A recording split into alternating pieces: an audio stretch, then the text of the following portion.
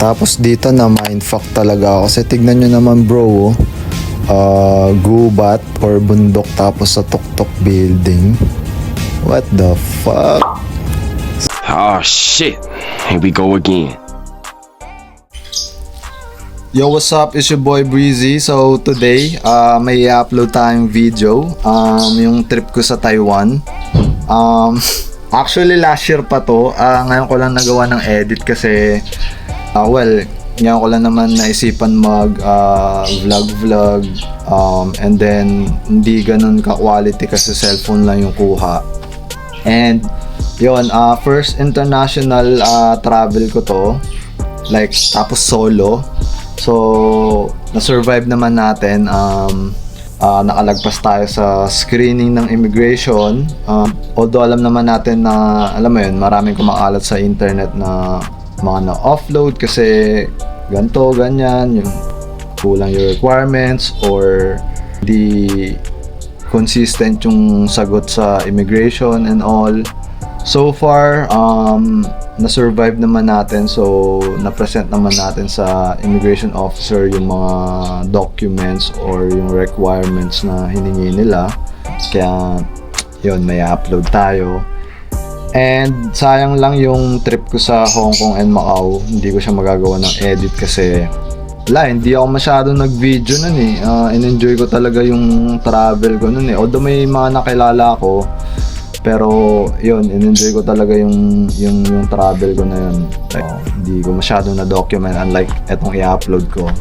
Pero of course, may paparating tayong trip. Oh shit! This Q3 siya. First month ng Q3. And this time di tayo solo. So excited ako kasi may kasama tayong special at importante sa buhay natin. So papa-experience natin yung international flight, man. Like for sure, meron tayong magagamit na camera for vlogging. So for sure magiging maganda yung content natin doon. So pupunta tayo sa Malaysia. Gusto kong puntahan yung mga pinuntahan ni Bugoy na Koy. So i-document natin yung greatness natin. So more uploads to come. And hopefully yung pinagkahandaan ko, sana ma-execute ko siya ng Q4 if not Q1, pero international ulit yun. So favorite tayo ni GOD, so enjoy natin yung life, enjoy natin yung creation na ginawa niya, man. Like, man, create niya yung earth para enjoy natin. You know what I'm saying? Go travel, bro. Like, man, mag-trip ka din, wag like puro trabaho, puro hustle. Kaka-hustle mo tol, kaka-work mo, hindi mo na na-enjoy yung life, bro. Well, man, kaya tayo create ni GOD para enjoy natin yung creation niya, right? So go out and travel, bro. Like experience shit, bro. You know what I'm saying? Like, ayun, enjoy niyo yung video, guys. So ito yung mga pinuntahan ko nung nagpunta ako ng Taiwan. Ayun, enjoy. Comment, like, subscribe, bahala na kayo. Panoorin niyo hanggang dulo, man. Peace out. Hey yo, this is your boy Breezy, and dito sa video na to is ipapakita ko sa inyo ang highlights ng Taiwan trip ko. Tara, samahan nyo ako. Let's go! This is a solo trip and my first international travel. Dito nga nakarating na ako ng airport. Dumiretso na nga pala ako ng check-in counter since bayad na ako ng travel tax. And at this point, nakalagpas na ako ng immigration officer. Medyo tumagal nga pala ako ng 30 minutes since this is a solo plus my first international travel. So, medyo marami silang hinihing documents and maraming questions, which is alam naman natin na medyo mahigpit sila sa mga ganong situations. But so far, na-provide ko naman lahat and this was a success. Dito nga ay boarding na namin and By the way, 1 a.m. nga pala ako dumating sa airport. Although yung flight ko is 7 a.m. pa, just to make sure na everything will be okay. So ayan, papasok na kami ng aircraft.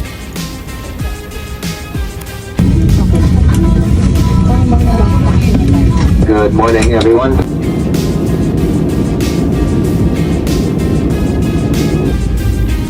And finally, after 2 hours, nakarating na nga kami ng Taiwan. Sa point na to, medyo kabado ako kasi nga solo ako. But at the same time, excited. But since ginusto ko to, wala nang atrasan.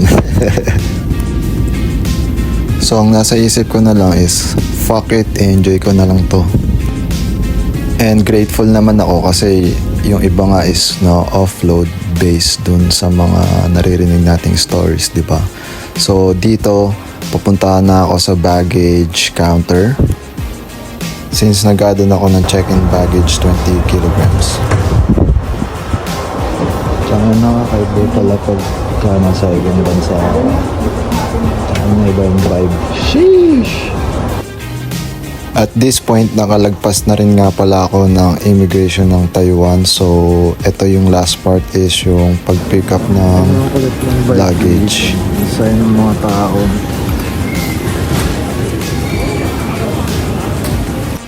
Dito nga pala is papunta na ako sa booth ng Lucky Land. So, pag tourist ka, meron kang chance manalo ng 5,000 NTD. Kailangan mo lang mag-register sa website nila. Hanapin nyo na lang sa Google before yung flight nyo. So tara, tingnan natin. Tangin na swerte na nalo. Panis. Claim ko na.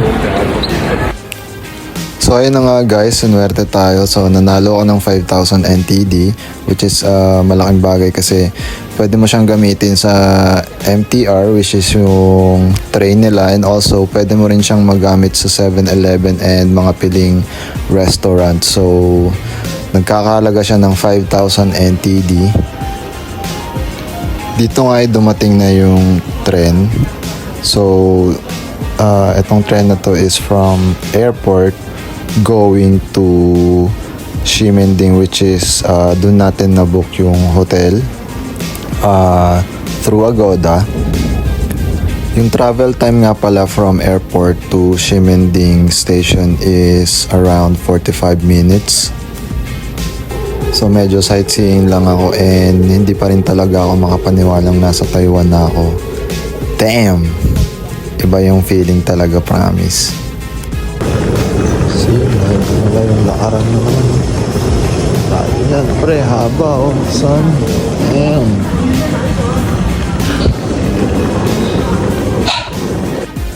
Dito nga ay nakarating na tayo ng Ximen Station. Hey! Ito nga palang spot na to ay isa sa mga pinakasikat na pictura ng mga tao, which is yung rainbow color na nakalagay Taipei. So dito medyo overwhelmed pa rin talaga ako kasi nga, what? Nasa Taiwan na ako? Hey! Hey! So dito hinanap ko na yung aking hotel. Medyo hindi ko nakita kaagad kasi nga hindi ako familiar. So nakita ko naman. Dito medyo kakagising ko lang at lumabas ako para tignan yung lugar, and kitang-kita nyo naman buhay na buhay pa yung mga tao, and siguro mga around 11 na yan. So ang una kong ginawa is naghanap ng mabibili ng inumin, and ito nga nakita ko yung Gongcha. So alam naman natin na meron neto sa Pinas. And nga pala pagkatating ko sa hotel is nakatulog ako, kaya gabi na ako nakalabas. So ayan, inaantay ko lang magawa and iikot na ako. Ito nga palang stall na to ang una kong hinanap kasi gusto ko talaga siyang matikman. Nakita ko siya sa isang story nung isang rapper, which is si Ace Sorrento. So kaya hinanap ko kaagad to kasi tingnan nyo naman ang dope, diba? And grabe talaga yan, solid yung pagkain yan. So pag pumunta kayo ng Ximending, hanapin nyo kaagad yan, napaka-solid. Spicy nga pala yung in-order ko, pero may option naman na walang spicy, kaya goods din. Ito na nga pala yung sumunod na araw. So, kakagising ko lang yan. Tingnan nyo naman ang ganda ng weather. Okay na okay gumala. Kaya lumabas din ako nung araw na yan. Hindi umuulan. And yung temperature nga pala is mga nasa around 13 degrees. So, medyo malamig. Kaya okay talagang gumala. Lalo na pag ganyan yung weather. So, ayan. Lumabas na nga rin pala yung haring araw. And tara, let's go. Ang una kong pupuntahan yan is Longshan Temple. So, DIY nga pala to. So, pure adventure to. Mantitrip lang ako, like hula-hula, ganun. So, ayan, at nakarating na nga tayo. So, wala naman masyadong special sa lugar na to. Pero, pinupuntahan siya ng mga tao and nagbibigay sila ng offerings. Yan, makikita nyo, bulaklak, pagkain, at kung ano-ano pa. So, nagdadasal sila to thank their ancestor or whatever, kung ano man yun.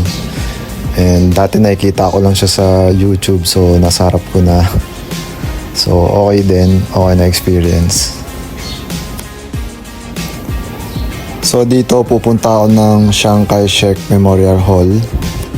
So, based sa history, pero hindi ako 100% sure is si Chiang Kai-shek ata yung nagpalaya sa mga tao ng Taiwan kasi ang Taiwan is part ng China and I think humiwalay sila. Hindi ko alam yung buong storya kung bakit pero parang ganun na rin nga. So, ayan. Overwhelmed talaga ako sa vibe ng Taiwan. Sobrang, tignan nyo naman ang linis, tapos tahimik, so okay talaga. Nakapanood ko lang to nung kailan ba last year sa YouTube yung mga vlog. Damn, dito na ako ngayon. So ayan, gaya nga ng sabi ko is hindi pa rin talaga ako makapaniwala kasi nga first time ko and napapanood ko lang siya pero tignan nyo naman, nasa harap ko na. Sheesh! Manifesting is real, brah. You know what I'm saying? So, ganun lang. Ayan, pupunta ako kay Chiang Kai-shek kung nasan yung statwa niya and yun, sa taas. Tingnan nyo naman, bro. Ang ganda, di ba? God damn, son. At ayun na siya. So, isang tingin pa. Tingnan nyo, ang ganda talaga. Solid na experience. So, ayan na yung actual na statue ni Chiang Kai-shek. And may harang nga pala kasi bawal ata lumapit doon. Alright, huling tingin. Kasama ako. Ayos. What's good? 2 joints. So, dito nga ay papunta ako ng Taipei 101. Isa sa mga puntahan din ng mga tao pagdating sa Taiwan. And, yan, city vibe. And ang Taipei 101 is isa sa mga pinakamataas na building I think sa buong mundo. Ayan, kita nyo naman. And dito papasok ako ng Taipei 101. So maraming magagandang establishments dyan. Parang high-end mall, ganun. So tara, silipin natin. LB pala dito eh, makapag-shopping nga. Charot. Ito na lang pala ako sa Lunchu nagsha-shopping.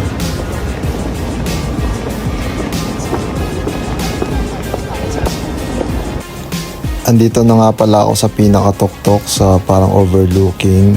Binuko siya sa Klook para makaakyat ka dyan. Ayan, parang observatory something ganun.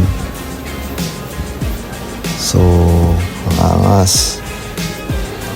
And dito, first time ko makakita ng gandang view, so na-amaze talaga. Yung angas ng Taipei, no? Ganda. Dito nga ay nakauwi na ako, nakabalik na ako ng Ximending at bibili ako ng isa sa mga sikat na milk tea dito, which is yung Shifu Tang. So, ang dami nakapila dyan everyday.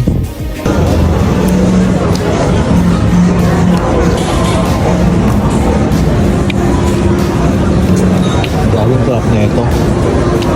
Kaya pala number 1. Taiwan number 1 milk tea. Ito na yung sumunod na araw, so medyo umaambon. And again, 30 degrees pa rin yung temperature niya, around mga ganun, so malamig. And may gala ako niyan. So bumili muna ako ng kape sa McDo. So may binook akong tour itong araw na to. So ayan, papunta na ako sa meet-up. Dito is papunta kami sa Shifen Old Street, which is isa sa mga sikat na sky lantern spots. So magpapalipad ka ng lantern, pero optional lang naman siya. Pero ako gagawin ko kasi may mga wishes ako na gusto kong matupad. So sa lantern isusulat mo yung mga gusto mong mangyari or yung mga minamanifest mo. Traditional ata yan na ginagawa sa Taiwan. So okay din na experience. Itong tour nga pala na to ay binook ko sa Facebook group. And ayan, mga Pinoy din yung kasama ko sa tour na to. So nagpalipad kami ng lantern. After nun, medyo onting ikot-ikot lang sa spot na to. And dito sa pupuntahan ko, merong isang spot na parang bridge. Pwede ka mag-picture dyan. Ayan.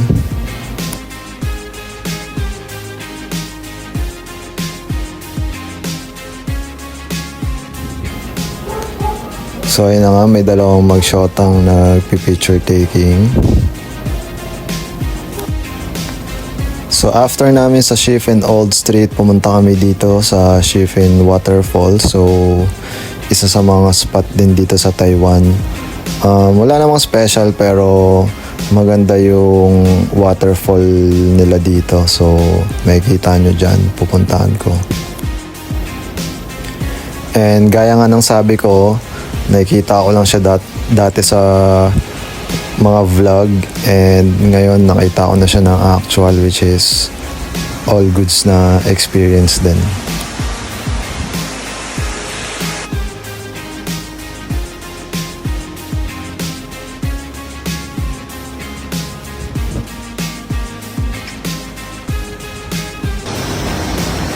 So ito yon, marami nagpipicture dyan. Tingnan nyo naman, ang ganda. Damn. Shit, ang lamig. Ang pagi, oh. Ang lamig. Tapos naka-shirt pa ako. Black. Dito nga, ang sumunod na pinuntahan namin is Jiufen Old Street, which is food trip spot sa Taiwan. So marami kang pwedeng makain dyan at mabili. And dito nga pala umuulan, so medyo hindi maganda yung panahon and foggy, and grabe, sobrang lamig. So dito ay naghanap kami ng mga kainan at merong tinuro sa amin si kuyang driver namin na spot na all goods din. Dito niya kami dinala. So ayan, kita niyo naman. Saktong-sakto yung pagkain sa weather. Ito yung in-order ko. So dito nga pala is pupuntahan ko yung tea shop na isa sa mga sikat dito. So humiwalay muna ako sa mga kasama ko para puntahan yun. Actually marami nagpa-picture dun sa harap ng tea shop na yun. Kaso at this point, medyo hindi maganda yung weather, so hindi magandang magpa-picture kasi hindi masyadong kita yung tea shop. So ayan siya. Pero pag tinignan mo yung mga picture sa internet, ang ganda. So after namin doon, pumunta kami dito sa isang spot din na parang old mining siya na something. Nakalimutan ko, hindi ko na sinearch kung anong tawag dyan. So ayan, grabe makikita mo yung hampas ng alon kasi nga medyo hindi maganda yung weather. And dito nga rin pala sa Taiwan is paiba-iba yung weather, so kailangan mong mag-download ng weather app para ma-forecast mo kung ano yung magiging weather for the week ata, ganun. And dito papunta kami ng Yellow Geo Park. So isa sa mga tourist attraction din dito sa Taiwan. And wala rin masyadong special. Pero makikita mo yung mga rock formation. So may history din siya pero hindi ko na masyadong inalam. Ayan, di pa rin natigil yung ulan. So dito nga ay napabili ako ng kapote kasi wala rin akong payong and tamad ako magbitbit ng payong, so bumili na lang ako ng kapote. So ayan, ano naman angas din So dito humiwalay muna ako sa mga kasama ko para makita ko pa yung iba dyan, kasi 50% ng mga kasama ko sa van is mga oldies na. So dito nga ay pauwi na kami. So 8 kami nagkita sa meetup and 5 kami umuwi. So dito bago ako bumalik ng hotel, naghanap muna ako ng mga kainan. And ito hindi ko siya actually nakita sa mga vlog na napanood ko. So na-discover ko lang siya. So ito is donut fried chicken. So yung bun niya is parang donut, matamis-tamis. Para siyang glazed na tinapay, and ang palaman is yung chicken, boneless chicken. So solid yan. Pag pumunta kayo sa Ximending, wag nyong i-miss na kainin yan kasi solid. So actually after nyan parang binalik-balikan ko yan stall na yan kasi napaka-solid talaga, kita nyo naman. Kung i-rate ko yan ng 1 to 10, 10 out of 10 talaga. I mean, para sa akin, pero try nyo na lang din pag napadpad kayo dyan. Pero solid talaga yan. It's fire! It's the bomb, bro. For real, for real. So, ayan. Matatapos na yung preparation. Actually, excited na akong tikman yun So, let's go.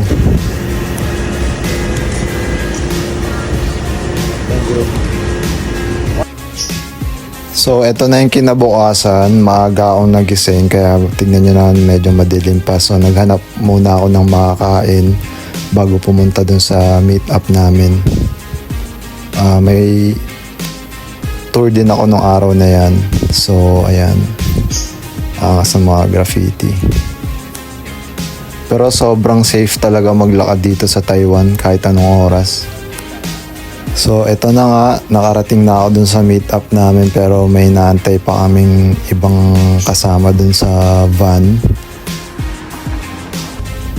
At ito nga, kompleto na kami, so on the way na kami. So, Pinoy pa rin mga kasama ko dyan. Isang pamilya, tas grupo ng magkakaibigan. Tapos dito na mindfuck talaga ako kasi tignan nyo naman bro, gubat or bundok tapos sa tuktok building. What the fuck? So mindfuck talaga ako kasi dito wala namang ganyan sa Pinas, di ba? Yan pala yung unang sports car na nakita ako dito sa Taiwan. Pero na mindfuck din ako kasi wala akong makikita mga lumang sasakyan. Even yung mga taxi nila is expander, yung mga ganon. So, like, walang mga lumang sasakyan. And, ayan, first time ko makita ng sports car nung araw na yan. Di ata uso sa Taiwan yon. So ito nga pala yung unang spot na pinuntahan namin sa tour na yan, ang Holy Flower Garden. So yan, nakikita ko rin yan sa mga vlog, kaya pinuntahan ko din. And sa Taichung siya located, so I think ibang coast. Kasi yung nauna kong tour is North Coast tour yon. So ito iba. Hindi ko lang alam kung anong coast or anong side siya ng Taiwan. So tingnan niyo naman, ang ganda, di ba?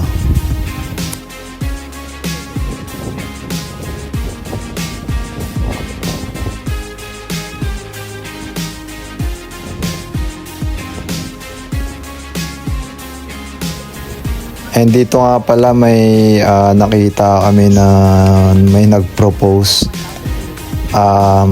Kasi nag-request yung lalaki na magpa-picture daw. Pero yun pala magpo-propose siya. Oh, ang sweet. Pero ako, I think never kong gagawin yan. Hey!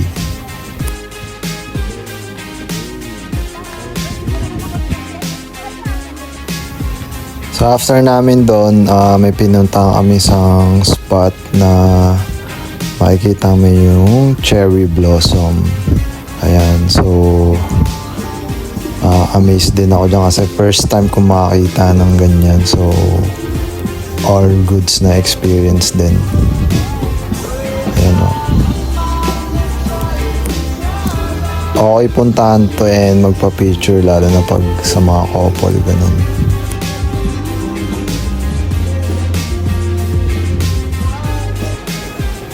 Dito naman, sumunod na pinuntahan namin is isang hotel. Pero hindi siya yung normal na hotel lang. So, ito parang medyo historical siya na hotel. So, ayan.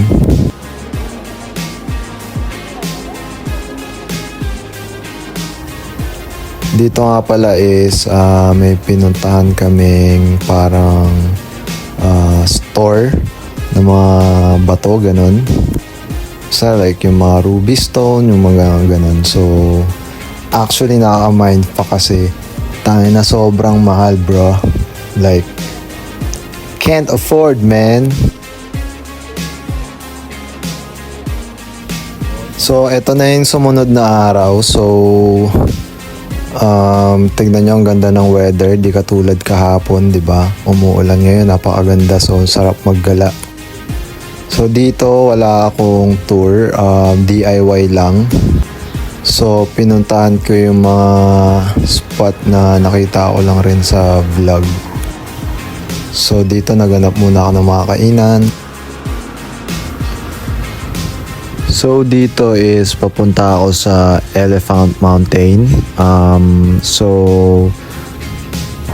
ano siya, paakyat, and meron siyang 600 steps.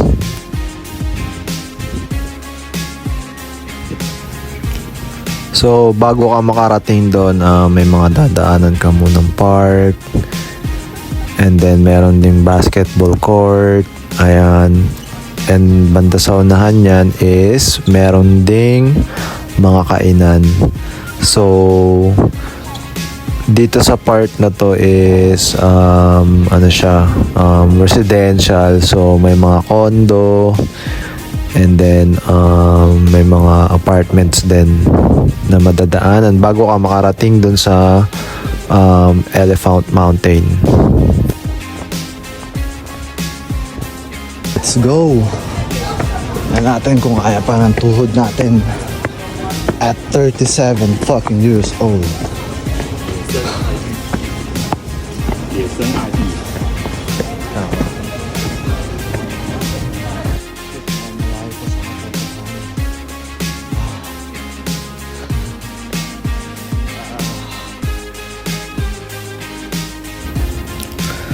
So dito sa part na to medyo nakalayo-layo na nga ako and medyo pagod na ako, kaya uminom muna ako ng tubig.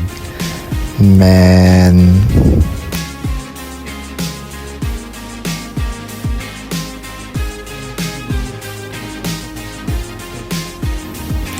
So dito medyo malayo-layo na din pero sobrang layo pa sa tuktok talaga mo men.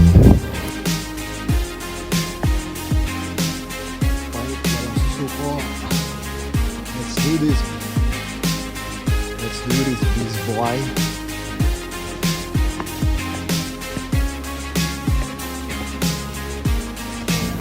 And dito sa part na to, sa wakas, narating na natin ang tuktok. Piruin mo yon.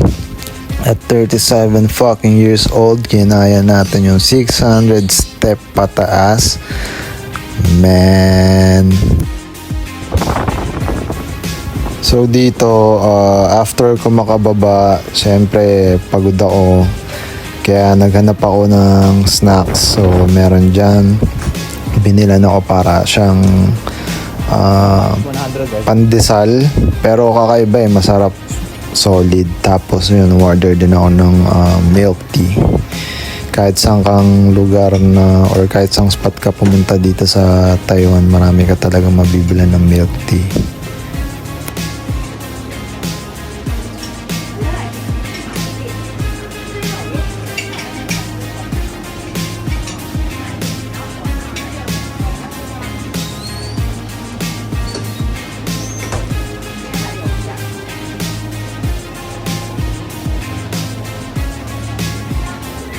So dito nga ay last night ko na sa Ximending, Taiwan. So galing ako dyan sa isang grocery store na malaki.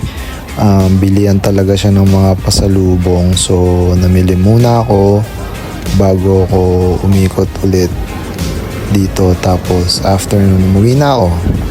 So yun, solid na experience man.